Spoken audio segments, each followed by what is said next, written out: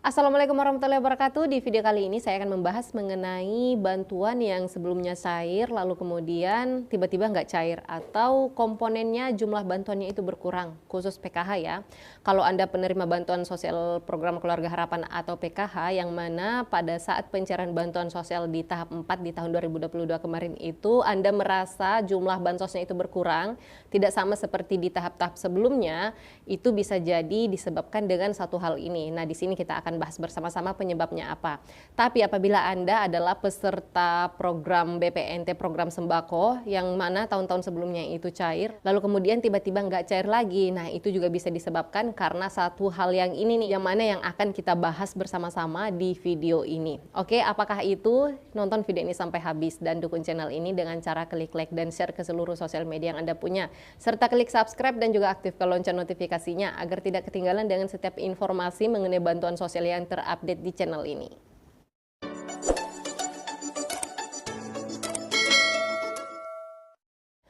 Oke, langsung saja. Jadi yang pertama kita akan membahas mengenai program Keluarga Harapan yang mana jumlah bantuannya itu berkurang ya. Khususnya di tahap 4 kemarin banyak sekali yang komplain ke saya. Katanya untuk di tahap-tahap sebelumnya, khususnya di tahap 3 tahun 2022 untuk bantuan sosial PKH-nya itu jumlahnya contoh 1.500.000 satu kali terima atau per tahapnya.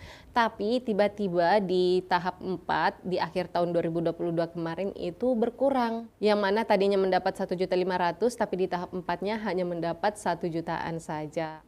Nah, itu bisa jadi disebabkan karena salah satu komponen anak Anda tidak dibayarkan bansos PKH-nya.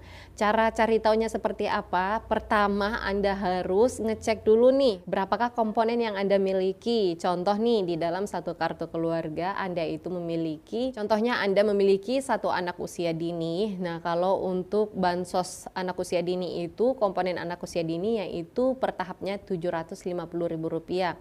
Lalu kemudian Anda juga memiliki komponen anak SD. Kalau anak SD ini jumlah bansosnya komponen anak SD yaitu Rp225.000. Lalu kemudian Anda juga memiliki anak SMA. Nah, kalau untuk anak SMA ini jumlah bansosnya per tahapnya yaitu Rp500.000. Jadi apabila bansos yang Anda dapatkan di tahap-tahap sebelumnya itu lengkap, ini tiga-tiganya ada, dan tiba-tiba di tahap 4 kemarin di akhir tahun 2022, ternyata yang dibayarkan hanyalah anak usia dini dan juga anak SD-nya, itu artinya berkurang 500 kan? Yang berkurang 500 ini berarti anak SMA Anda tidak dibayarkan oleh pusat mengenai bansos PKH-nya. Nah, di sini yang perlu Anda cek pertama, apabila ini terjadi di komponen Anda harus ngecek terlebih dahulu NIK anak Anda nih yang tidak dibayarkan, yang Anda merasa tidak dibayarkan bansosnya di tahap 4. Coba dicek dulu NIK-nya apakah online atau tidak. Cara ceknya itu Anda bisa langsung mendatangi capil setempat, tapi apabila jaraknya sangat jauh dari tempat Anda tinggal, Anda bisa menggunakan cara online dari rumah, yaitu dengan mengunjungi halaman resmi di Sdukcapil Kabupaten tempat Anda tinggal atau kota tempat Anda tinggal, lalu kemudian masuk ke akun resminya dan membuat akun terlebih dahulu. Kuncinya harus membuat akun terlebih dahulu ya, agar Anda mendapatkan menu layanan cek NIK online apa tidak. Nah, pada saat Anda sudah login atau membuat akun terlebih dahulu, maka Anda akan mendapatkan diarahkan kepada menu cek NIK-nya online apa tidak. Nah, apabila Anda ngecek ternyata NIK anak Anda itu tidak aktif, berarti fix permasalahannya adalah ini. Bansos anak Anda tidak dibayarkan, itu dikarenakan NIK-nya tidak aktif. Nah, ini banyak sekali permasalahan yang terjadi seperti ini. Bantuan sosialnya itu yang mana sebelumnya masuk, tiba-tiba tidak masuk, itu karena ternyata NIK-nya itu tidak aktif. Dan cara untuk mengaktifkan NIK anak ini, anak Anda apabila memang seperti ini kasusnya, maka Anda bisa langsung mendatangi di Sdukcapil setempat atau desa tempat Anda tinggal. Di desa tempat Anda tinggal itu setiap desa memiliki bagian pelayanan administrasi data kependudukan, maka di sana Anda laporkan aja minta diaktifkan NIK anaknya atau minta dikonsolidasikan NIK anaknya, karena biasanya yang menyebabkan NIK anak ini tidak aktif itu karena perlu dikonsolidasikan. Atau Anda juga bisa mengaktifkannya sendiri dari rumah dengan cara mengirimkan pesan WhatsApp atau pesan singkat SMS atau menghubungi langsung call centernya di Sdukcapil Pusat ya. Untuk nomor handphonenya apabila Anda menggunakan via layanan WhatsApp atau SMS bisa kirimkan permasalahannya di nomor handphone ini. Atau bisa juga menggunakan call centernya di Sdukcapil Pusat di nomor yang ini ya. Langsung aja hubungi dan jelaskan permasalahannya. Kalau memang permasalahannya NIK-nya itu tidak aktif, ya minta diaktifkan NIK-nya.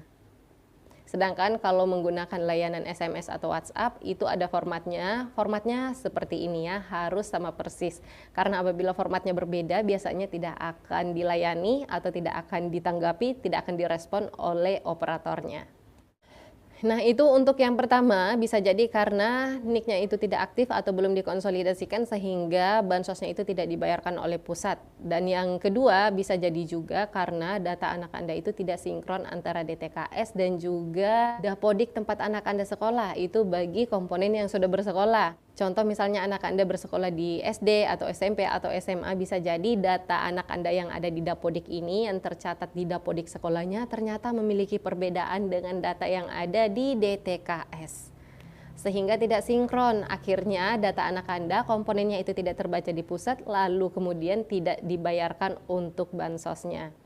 Nah, itu bagi penerima PKH yang merasa bansosnya itu berkurang dari tahap-tahap sebelumnya, tiba-tiba di tahap 4 kemarin berkurang bansosnya, bisa jadi disebabkan dengan kedua hal ini ya.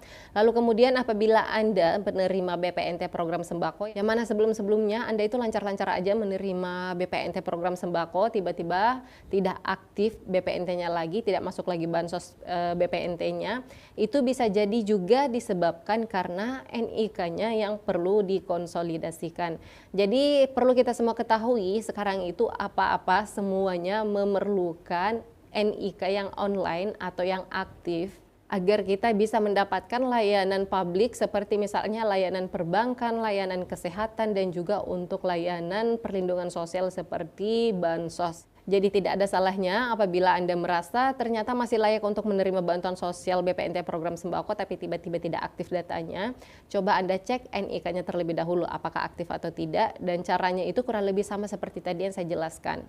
Tapi untuk yang lebih simpelnya lagi, Anda bisa langsung mendatangi di Sdukcapil setempat atau desa kelurahan tempat Anda tinggal. Minta dicekkan NIK-nya aktif atau tidak, kalau perlu minta dikonsolidasikan kalau memang itu dibutuhkan.